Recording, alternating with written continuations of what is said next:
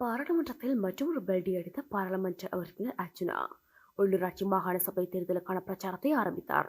தமிழர்களுக்கு அனுகுமார பிச்சை போட தேவையில்லை, பயங்கரவாத தடைச்சட்டத்தை நீக்குங்கள், நாங்கள் பிச்சை தருகிறோம் உங்களுக்கு. தனது உள்ளூராட்சி மாகாண சபை தேர்தலுக்கான பிரச்சாரத்தை பாராளுமன்ற வரவு செலவு திட்ட விவாதத்திலேயே ஆரம்பித்துவிட்டார் பாராளுமன்ற உறுப்பினர் அர்ஜுனா. வடக்குக்கான நிதி ஒதுக்கீட்டை வரவேற்று பேசிய அர்ஜுனா, நேற்றைய பாராளுமன்ற விவாதத்தில் தடாலடியாக பல்டி அடித்து எங்களுக்கு பிச்சை வேண்டாம், உங்களுக்கு நாங்கள் பிச்சை போடுகிறோம் என்றார். பயங்கரவாத தடை சட்டத்தை நீக்கினால் நாட்டிற்கு பில்லியன் கணக்கான முதலீடுகளை எமது சகோதரர்கள் கொண்டு வருவார்கள் என நாடாளுமன்றத்தின் நேற்றைய அமர்வில் ராமநாதன் அர்ஜுனா தெரிவித்துள்ளார். அர்ஜுனா மேலும் தெரிவித்துள்ளதாவது, மொத்த மூலதன செலவில் வடக்கு கிழக்கு ஒதுக்கப்பட்ட நிதி 0.1% மட்டுமே ஆகும். இது அனுர அரசாங்கம் தமிழர்களுக்கு போட்ட பிச்சை. 45,000 தமிழர்களை கொன்றுவிட்டு இதுவே எங்களுக்கு போடும் பிச்சை. இதேவேளை சுகாதாரத்துறையில் வடக்குக்கு 0.6%, கிழக்குக்கு 0.8% ஒதுக்கியுள்ளீர்கள். முடிந்தால் பயங்கரவாத தடைச்சட்டத்தை நீக்குங்கள், பில்லியன் கணக்கான பணத்தை நம் நாட்டுக்குள் கொண்டு வருகிறோம். நான் இந்த அரசாங்கத்தின் வரவு செலவு திட்டம் மீது மிகுந்த எதிர்பார்ப்பு வைத்திருந்தேன், ஆனால் ஏமாற்றமே மிஞ்சியது என்றார். யாழ்ப்பாணம் லைப்ரரியை பற்றி நீங்கள் கதைத்திருந்தீர்கள். 100 மில்லியன் ஒதுக்கி இருக்கிறதாக. அந்த 100 மில்லியன் என்பது மொத்த கேபிட்டல் டோட்டல் எக்ஸ்பெண்டிச்சரிலே அது மொத்தம் 1315 மில்லியன். அதிலே யாழ்ப்பாணம் லைப்ரரிக்கு ஒதுக்கப்பட்டது 0.00076%.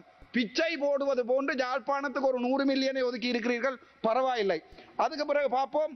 உள்ளூர் வீதிகளை, வடக்கு வீதிகளை நீங்கள் தருவதற்காக 5000 மில்லியன் ஒதுக்கி இருக்கிறீர்கள். இந்த புத்தகம் அவ்வளவற்றையும் வீட்டை கொண்டு சென்று வடிவாக படித்திருக்கிறேன். 5000 மில்லியன் தருவதாக சொல்லியிருக்கிறீர்கள், நன்றி, நாங்கள் அதுக்கு சந்தோஷப்படுகிறோம். ஆனால் டோட்டல் கேபிட்டல் எக்ஸ்பெண்டிச்சரிலே அவை 0.38%. 0.38%. அது ஒரு பிச்சை, தமிழனுக்கு போட்ட பிச்சை. ஏனென்றால் உங்களுக்கே தெரியும், உள்ளூராட்சி சபை தேர்தல் வரை இருக்கிறது, அது தவிர மாகாண சபை தேர்தல் இருக்கிறது. ஆகவே பட்ஜெட்டிலே எதிர்கட்சியை குத்துவதற்காக நீங்கள் எங்களுடைய லைப்ரரியை பாவித்திருக்கிறீர்கள், தவிர நீங்கள் எங்களுக்கு தந்தது 0.007%. சரி, அதையும் வேண்டாம். வடக்கு கிழக்கிலே இதுவரைக்கும் 35 ஆண்டுகள் பெரும் போர் நடந்தது. அந்த போரால் நான் உட்பட எனது சமூகம் கட்டிய வீட்டை கூட இழந்து விட்டு சென்றோம். ஆனால் வடக்கு கிழக்குக்காக நீங்கள் தந்தது 1500 மில்லியன். அது மொத்தம் உங்களுடைய கேபிட்டல் எக்ஸ்பெண்டிச்சரிலே 0.01%. எங்கள் வீடுகளை இடித்து, எங்கள் காணிகளை பிடித்து, எங்களில் 45,000 பேரை கொலை செய்துவிட்டு நீங்கள் எங்களுக்கு போடும் பிச்சை 0.1%. அதாவது 0.1% உங்களுடைய மொத்த எக்ஸ்பெண்டிச்சரிலே வடக்கு கொடுத்து விட்டு நாங்கள் சொல்லுகிறோம் வடக்கிற்கு கொடுத்து விட்டோம் என்று. என்ன ஒரு விடயத்தை சொல்லுகிறேன், 0.007%. அந்த பிச்சை, நன்றி. அந்த பிச்சைக்கு எங்களுக்கு நன்றி. கலப்போம். அதே மாதிரி சரி, சுகாதாரத்துறையை எடுத்து பார்ப்போம். சுகாதாரத்துறையிலாவது எங்களுக்கு ஏதாவது பிச்சை போட்டு இருக்கிறீர்களா என்று. அந்த சுகாதாரத்துறையிலே மொத்தமாக 382 பில்லியன் உங்களுடைய மொத்த கேபிட்டல் எக்ஸ்பெண்டிச்சர். ஆனால் அதிலே வடக்கு கிழக்குக்கு நீங்கள் தந்திருப்பது, வடக்கிலே ஒரே ஒரு ப்ரொஜெக்ட் மட்டும் தான் செய்திருக்கிறீர்கள், PHSCP எனப்படுகின்ற ப்ரொஜெக்ட். அதுக்கு நீங்கள் தந்திருப்பது எங்களுக்கு 0.66%. உங்களுடைய பிச்சை எந்த அளவிலே இருக்கிறது என்று இதில் பார்த்துக் கொள்ளுங்கள். அதற்கு பிறகு கிழக்குக்கு நீங்கள் கொடுத்திருக்கிற பிச்சை 0.8%. தமிழன் பிச்சை எடுப்பதற்கு தயாராக இல்லை என்பதை உங்களுக்கு சொல்லுகிறேன். எனது சகோதரர்கள் வெளிநாட்டில் இருக்கிறார்கள். முடிந்தால் உங்களால் பிரிவென்ஷன் ஆஃப் டெரரிசம் ஆக்ட் எனப்படுகின்ற அந்த சட்டத்தை எடுத்து விடுங்கள். நாங்கள் கொண்டு வருகிறோம் உங்களுக்கு பில்லியன் ட்ரில்லியன் கணக்கான பணம். எனது சகோதரர் உங்களுக்கு கொண்டு வரும், நாங்கள் போடுகிறோம் பிச்சை. நாங்கள் இந்தியாவுடன் பிச்சை எடுப்போம், சைனாவுடன் பிச்சை எடுப்போம். எடுத்த பிச்சையிலே ஒரு 0.01% பிச்சையை தான் எங்களுக்கு போடுவோம்.